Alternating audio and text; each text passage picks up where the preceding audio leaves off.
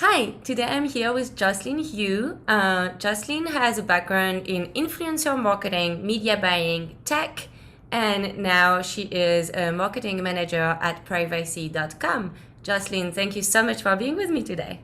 Yeah, of course. I'm happy to be here. So with your background in influencer marketing, I wanted to ask you what advice would you have for a marketer trying to spearhead an influencer marketing program?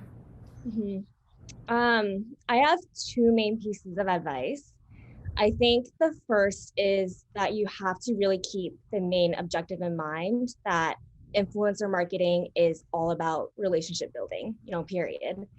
I think what happens as you start scaling your roster and it gets really busy with managing all these moving pieces, each of these sponsorships start feeling like just another email or another business transaction, but they're not. Like, you're working with real people with emotions and opinions that can really sway how your product is positioned.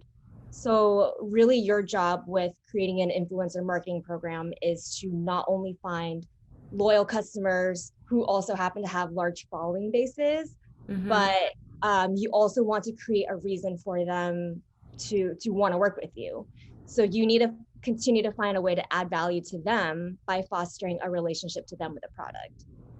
And my second piece of advice is that, obviously every company will have their own set of learnings, but I think that one of the things to remember is when you kick off an influencer program, you really need to provide room to fail, and you are going to fail. In the last few years that I've been working with YouTube sponsorships, it really continues to be the wild, wild west. Like, you can use all these different sourcing tools, or you can start picking out certain trends, but some creators that you may have really high hopes for may not end up driving any kind of conversions. And then these small, tiny creators that you least expect may all of a sudden take off. So it just takes a lot of wading through the waters to find that one gem. So Mm-hmm. don't expect every single creator to be the 100 right off the bat. Right. Interesting. I Mhm. think it's really funny because in terms of channels, usually you have like certain things you expect from certain channels, but when you do influencer marketing, each person is kind of their own channel, right? Yeah, And it's a whole different kind of challenge that you face. right, right. Like, every creator has their own different kind of personality, their own different set of followers. So each of them is completely different. Right, right, right. So that brings me to my next question. How do you choose your influencers for your brand? Yeah. There are certain qualifiers that I look for. So the first one is definitely quality. You want to make sure that you're finding influencers that, fit the mission of your company. Mm-hmm. Um, the closer a creator is to your brand's mission, the easier it's going to be for outreach, for expecting a response from them, for driving home your talking points when they're talking about your product, and then ultimately building a long lasting relationship with them. That's ultimately the goal with all the creators that you work with. You want them to become lifetime Right. brand evangelists, Mm-hmm. because of the personal alignment that they feel with your product. But that doesn't mean you shouldn't branch outwards as well. You should definitely create a test bucket where you can experiment with creators that might not fit that cookie cutter mold of your brand. This is the only way that you're going to get more exposure and kind of extend outside of your comfort bubble. But just be aware that this may affect your costs and potentially require a little bit more hand holding during that relationship building process. And some other qualifiers that I look for is definitely category. So, what interest categories does your product lean towards?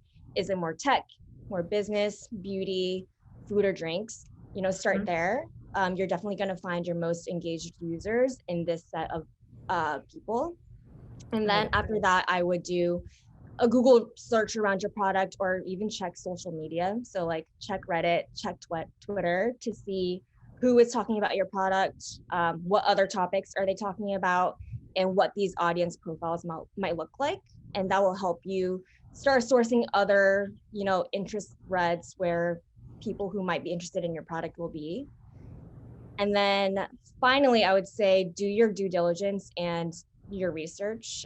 Always ask your influencers for screenshots of their audience demographics. So what are their audience's age, male, female split, and audience geography. And then for YouTube specifically, ask for the video retentions and average watch time.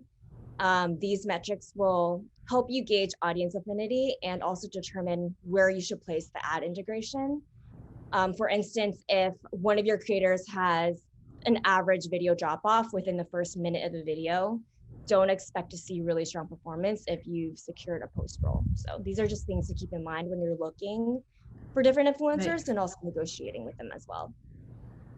Wow. Okay, great. So that's super helpful. Is there any other pitfalls that we should avoid as we launch influencer programs?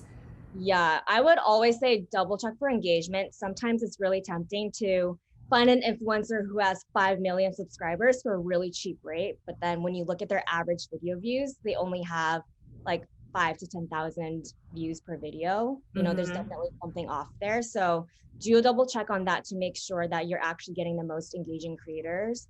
And then one thing that I also would love to, you know, share is that never end a negotiation like it's the last time that you'll work with them. It kind of ties into the relationship building aspect that we talked about, but it's very common that a small creator that you might have rejected in the beginning will become big right, in years. So, you know, that's when you will want to work with them. So don't burn any bridges as you're negotiating with these creators. Be respectful, don't undersell, and just continue to drive conversation that will leave that door open or just help them understand that there's interest in working with them, because you never know, like 5 years later, they might become like the next Jake Paul or something. And you would have wanted to, you know, leave a bad taste in their mouths on that. All right, well, JOCELYN, thank you so much for all this advice. So basically, if you want to be an influencer marketer, you have to be a salesperson, you have to be a marketer, you have to be a negotiator, a relationship builder, and a good, very good at research. So that's a lot of hats. Wear all the hats. Exactly. All right, thanks so much. Thank you.